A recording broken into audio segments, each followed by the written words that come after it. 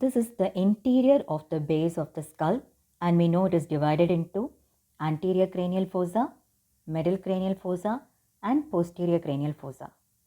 Today's presentation will be coming across features related to posterior cranial fossa, middle cranial fossa, and few bony landmarks over the exterior of the base of skull. So in the posterior cranial fossa, the most prominent feature is the presence of foramen magnum. Just anterior to it, this sloping portion that we see here, it's called clivus. Clivus is contributed by two bones, the sphenoid and occiput. Just lateral to it, this one, that's the posterior surface of petrous part of the temporal bone, which has the internal acoustic meatus. This internal acoustic meatus transmits the 7th cranial nerve, the 8th cranial nerve, and the labyrinthine artery. This is the brain stem.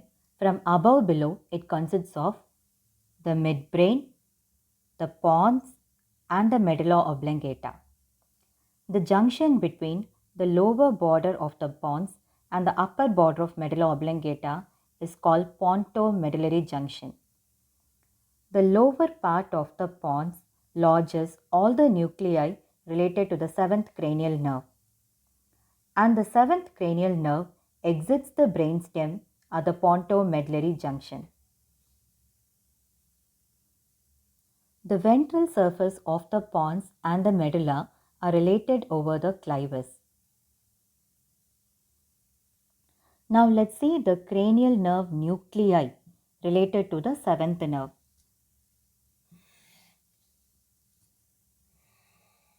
This is the pons, the medulla oblongata. Posterior to the pons and the medulla, we have the 4th ventricle and the cerebellum. So all these are components of the posterior cranial fossa. The nuclei that are related to the 7th nerve are the motor nuclei of the facial nerve,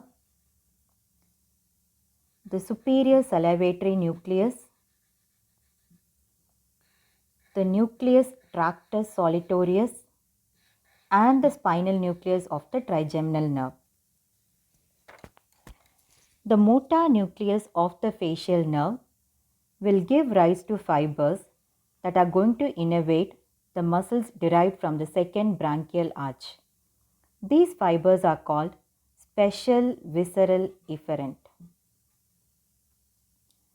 The upper part of the superior salivatory nucleus is going to give rise to the preganglionic parasympathetic fibers that are going to supply the lacrimatory gland, the nasal gland, and the palatine gland.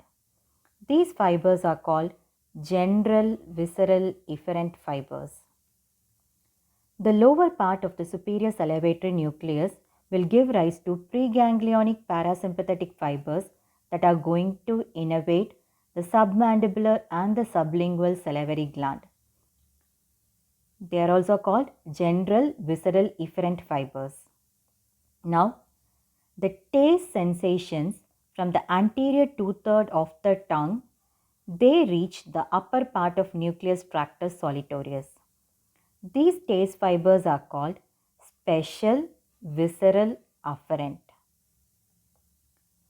Sensations from the nasal cavity, the soft palate, as well as the paranasal sinuses, they also reach the upper part of nucleus tractus solitarius. These fibers are called general visceral afferent. The general visceral afferent component of the facial nerve is very small. Now, the pain, touch, and temperature sensation from the external ear, they are carried by the facial nerve and relayed over the spinal nucleus of the trigeminal nerve.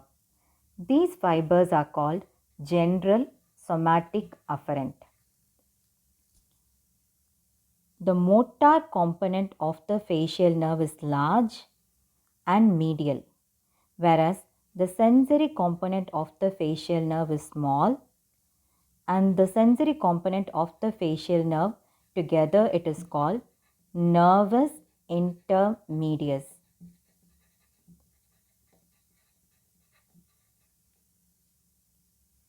The facial nerve exits the brainstem at the pontomedullary junction.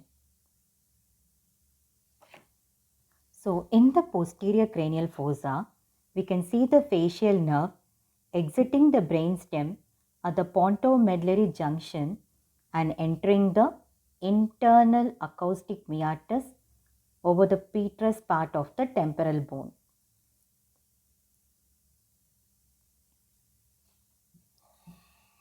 The floor of the internal acoustic meatus is divided by a horizontal groove into an upper and lower part.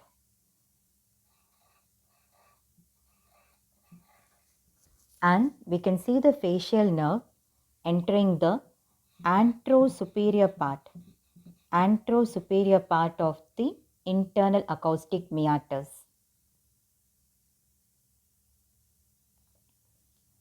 This is a diagrammatic representation of the middle ear. What we see here, the roof, that is the roof of the middle ear cavity. It's formed by the tegmen tympani. This is the floor of the middle ear cavity. It's formed by the jugular fossa, which is present on the inferior surface of the petrous part of the temporal bone. This is the anterior wall of the middle ear, which will be communicating with the auditory tube. This is the posterior wall of the middle ear. Behind that, we have the mastoid antrum. This is the medial wall of the middle ear that separates the middle ear from the inner ear. So now we have seen that the facial nerve, it emerges at the pontomedullary junction. It enters the anterosuperior part of the internal acoustic meatus. It passes over the vestibule of the inner ear. It reaches the medial wall of the middle ear. This is the horizontal course of the facial nerve, after which it takes an acute bend here, and then it travels vertically downwards along the posterior wall of the middle ear and exits out of the stylomastoid foramen. This is the styloid process, this is the mastoid process. I'll repeat it again. The facial nerve exits at the pontomedullary junction, enters the anterosuperior part of the floor of the internal acoustic meatus. It goes above the vestibule of the inner ear. It reaches the medial wall of the middle ear. It has a horizontal course there. Then it takes a sharp bend and reaches the posterior wall of the middle ear, where it has a vertical course until it exits out of the stylomastoid foramen. This bend here, it presents a swelling, a ganglion called the geniculate ganglion. From this geniculate ganglion, a nerve arises called the greater petrosal nerve, which leaves the middle ear cavity. It pierces the roof of the middle ear, that's the tegmen tympani, through a hiatus and enters the middle cranial fossa. This is the middle cranial fossa, where we see the body of the sphenoid. On either side of the body of the sphenoid, we have the carotid sulcus, which lodges the internal carotid artery. This is the upper surface of foramen lacerum. This is the anterior surface of the petrous part of the temporal bone that forms the roof for the middle ear cavity. So what we see here, we'll have a close look at it. What we see here, this is the greater petrosal nerve. So the greater petrosal nerve that arises from the geniculate ganglion, it pierces the tegmen tympani through a hiatus. It lies in the groove for the greater petrosal nerve and it reaches the foramen lacerum. So what we are seeing here is the base of the skull, the exterior aspect of the base of the skull from below. So this is our foramen magnum, the occipital condyles which are going to articulate with the atlas vertebra. Anterior to it, This is the inferior surface of the body of the sphenoid. Just lateral to it, this is the inferior surface of the petrous part of the temporal bone. In front of the occipital condyle, this depression that we see here, this opening, that's the jugular foramen. Over the under surface of the petrous part of the temporal bone, this opening here, that is the carotid canal, or to be more specific, the lower opening of the carotid canal. And medially, this one, that's the foramen lacerum. The foramen lacerum, we can see it on either side of the body of the sphenoid. Exactly at the tip of my pointer, that small opening that we see there, that's the pterygoid canal.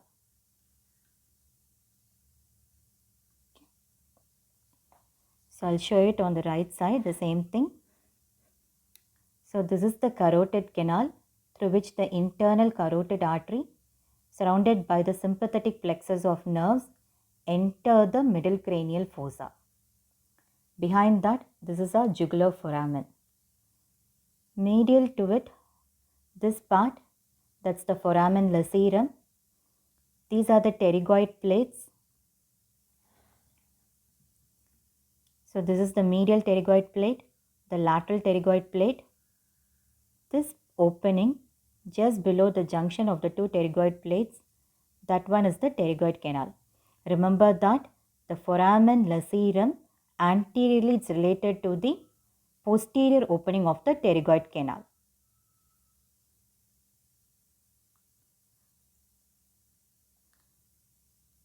The posterior part of the foramen lacerum is related to the upper opening of the carotid canal. So this is the internal carotid artery surrounded by the sympathetic plexus of nerves. The internal carotid artery enters the carotid canal, the lower opening of the carotid canal we saw just now, and then it reaches the middle cranial fossa through the posterior part of the foramen lacerum. The deep petrosal nerve arises from the sympathetic plexus that surrounds the internal carotid artery. The one that I have shown you here, that's the deep petrosal nerve. This internal carotid artery, once it reaches the middle cranial fossa, it lies over the carotid sulcus on either side of the body of the sphenoid. That's what we are seeing here. Now, we know that this is the greater petrosal nerve. The greater petrosal nerve, it comes from the geniculate ganglion of the facial nerve. Now, this greater petrosal nerve, it joins with the deep petrosal nerve that comes from the sympathetic plexus around the internal carotid artery. Now, they together form the nerve of the pterygoid canal. The deep petrosal nerve from the sympathetic plexus around the internal carotid artery and the greater petrosal nerve from the geniculate ganglion of the facial nerve. Together they form the nerve of pterygoid canal. The nerve of pterygoid canal, it lies in the foramen lacerum. As it reaches the anterior part of the foramen lacerum, we can see it entering the posterior opening of the pterygoid canal. This pterygoid canal, the anterior part of the pterygoid canal, opens into the pterygopalatine fossa.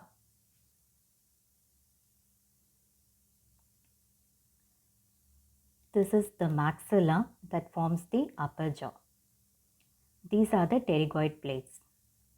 This space that you see here between the posterior surface of the body of maxilla and the anterior surface of the pterygoid plates of the sphenoid bone, this is called pterygopalatine fossa.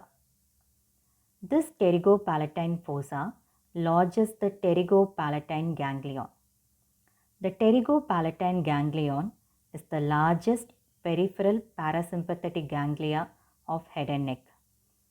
This pterygopalatine ganglion is suspended from the maxillary nerve. The dark yellow that you see there, the thick yellow structure, that's the maxillary nerve. This pterygopalatine ganglion is suspended from the maxillary nerve by means of two roots. One I had shown in green color, the other in yellow color. So one root carries the preganglionic fibers to the ganglion. The other one carries the postganglionic fibers. The nerve of pterygoid canal that carries the preganglionic parasympathetic fibers through one of the root to the pterygopalatine ganglion. So this is the middle cranial fossa, where you see the upper surface of the body of the sphenoid in the center, the greater wing of the sphenoid just lateral to it. This is the inner surface of the squamous part of the temporal bone, the anterior surface of the petrous part of the temporal bone. The greater wing of the sphenoid has the foramen rotundum, the foramen ovale, foramen spinosum. Anterior to posterior, these are the foramen rotundum, foramen ovale, and foramen spinosum. We know that close to the apex of the petrous part of the temporal bone, there is the Meckel's cave or the cavum trigeminal that lodges the trigeminal ganglion. The fifth cranial nerve is going to divide into ophthalmic division, maxillary division, and mandibular division. The mandibular division leaves the middle cranial fossa through the foramen ovale and enters the infratemporal fossa. The maxillary division, it leaves the middle cranial fossa through the foramen rotundum. This is the maxillary division. It leaves through the foramen rotundum and enters the pterygopalatine fossa. Whereas the ophthalmic division will divide into three nerves: lacrimal, frontal, and nasociliary. Of the three, the lacrimal is the one shown here. The lacrimal along with the frontal will leave the middle cranial fossa through the lateral compartment of the superior orbital fissure. And the nasociliary nerve will leave the middle cranial fossa through the intermediate or the middle compartment of the superior orbital fissure. So the maxillary nerve through the foramen rotundum, it reaches the pterygopalatine fossa. So that's the maxillary nerve we see in the pterygopalatine fossa. This pterygopalatine fossa, it communicates with the orbit through the inferior orbital fissure. This opening that we see here high up, that's the inferior orbital fissure. The maxillary nerve, the main continuation of the maxillary nerve, is seen as the infraorbital nerve that enters the orbit. We saw that the maxillary nerve suspends the pterygopalatine ganglion by means of two roots. The preganglionic parasympathetic fibers to the pterygopalatine ganglion is carried by the nerve of pterygoid canal. These fibers will synapse in the pterygopalatine ganglion. The postganglionic parasympathetic fiber will leave through the other root, will reach the maxillary nerve, will continue into the infraorbital nerve. This is the orbit. We are viewing the orbit from the anterior aspect. So here, this one is the infraorbital nerve that runs in the fissure and the groove for the infraorbital nerve in the floor of the orbit. This infraorbital nerve will give rise to the zygomatic nerve. That's what's shown here. This zygomatic nerve will further divide into zygomaticotemporal and zygomaticofacial. This is the zygomaticotemporal. The zygomaticotemporal will give an ascending branch. This ascending branch will join with the lacrimal nerve that you see here. So the postganglionic parasympathetic fiber through the maxillary nerve and then through the infraorbital nerve, through its zygomatic branch, the zygomaticotemporal branch, the ascending branch of the zygomaticotemporal nerve, it joins the lacrimal nerve.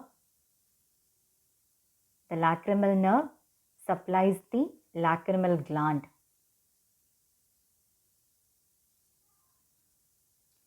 This is the lacrimal gland. This is present over the suprolateral part of the roof of the orbit.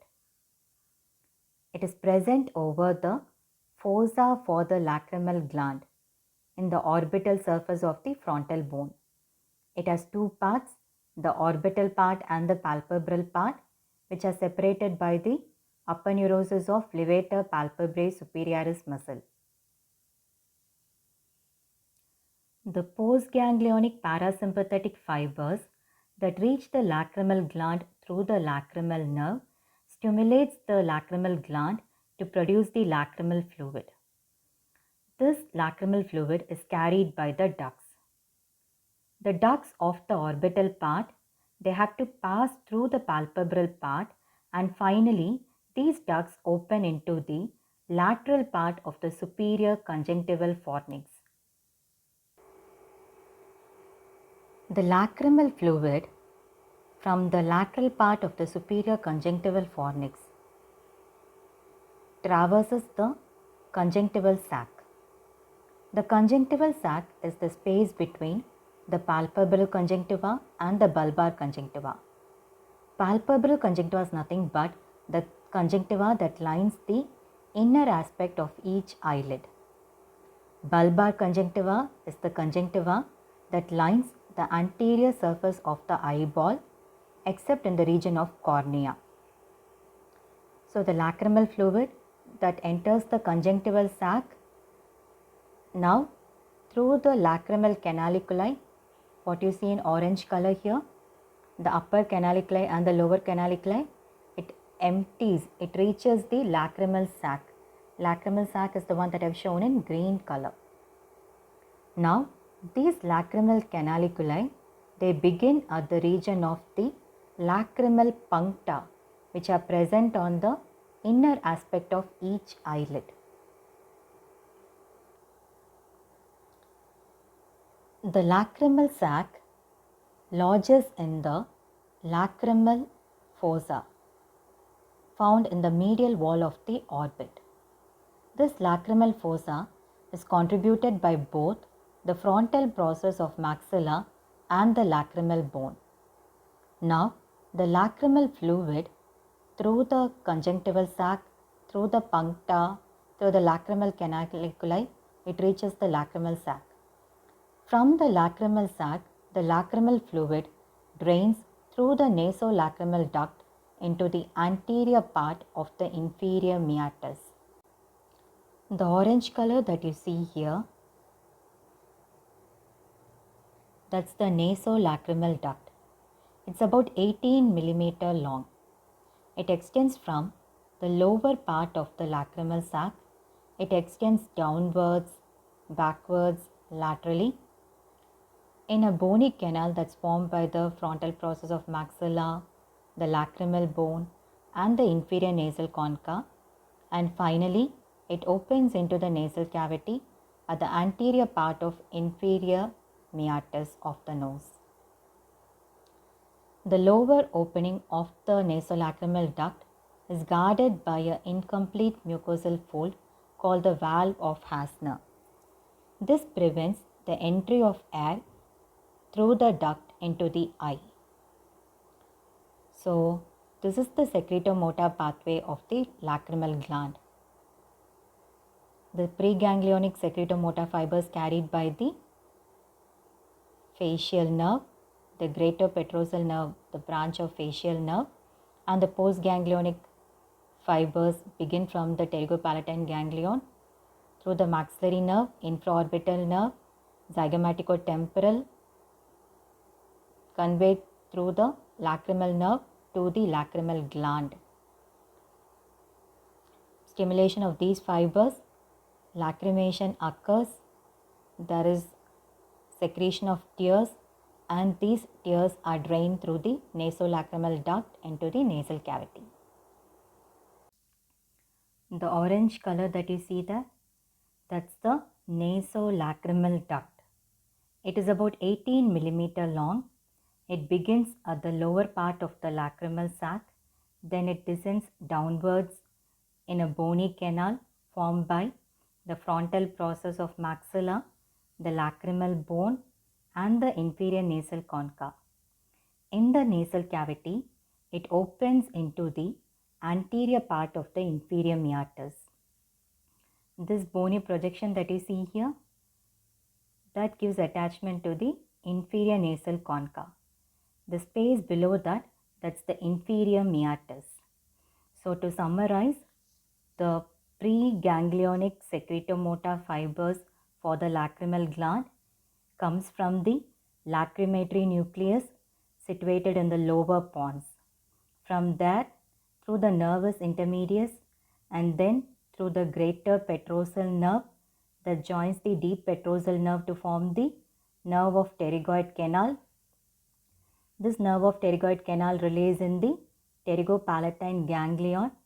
The postganglionic parasympathetic secretomotor fibers pass via the maxillary nerve, the infraorbital nerve, the zygomaticotemporal nerve, and then the lacrimal nerve to reach the lacrimal gland. We saw the lacrimal gland in the supralateral part of the orbit, and then the lacrimal fluid secreted into the conjunctival sac, drained by the lacrimal sac that is situated in the medial wall of the orbit. So, when we cry, the excess tears produced will reach the nasal cavity through the nasolacrimal duct. The lower opening of the nasolacrimal duct is guarded by a incomplete mucus fold. It's called the valve of Hasner. This valve prevents the air from being blown up the duct into the eyes.